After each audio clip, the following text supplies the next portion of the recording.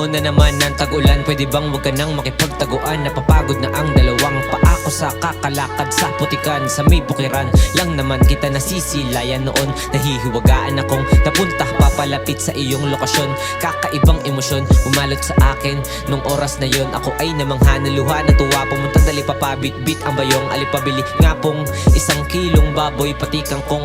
Samahan nyo na rin ng okra, sibuyas, kamatis, gabi pati talong. Tandang-tanda ko yun, una beses akong napakain ng tutong. Gutom lang pala ang sagot sa ulo ko, may patong na tandang pananong. At unti-unti ako naliwanagan, naiwasan pa ako na muntik na maapakan. Napagdaanan ko na harang tinawanan, nakipagpaliksahan kay kapalaran. At ayun na, lampasan ko naman siya. May nakaabang pala na biyaya sa akin pagtapos ng disgrasya. Ang sikreto at susi lang pala upang tunay na lumigaya, walang iba kundi na kay Maria. At matuto ka dumistansya. Ha ha.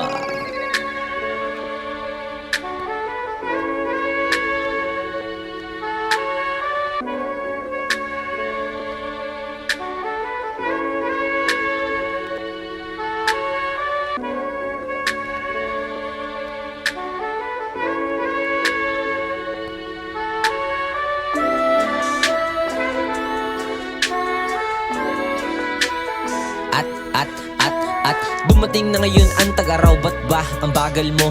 Pupuntahan na sana kita sa taas, sa gusto o sa ayaw mo. Malinis aking pakay, alam mo naman di ba kung nasan ang bahay ko? Sa'yo kasi nasanay, kaya nung ikay nawalay para nagkapili ako't di makatakbo. Ba't nagkaganto ang pag-iibigan at dalawa hanggang sa panaginip na lang? Dalawin mo naman ako, basta wag ka lang pasipat sa may ingay na nilalang.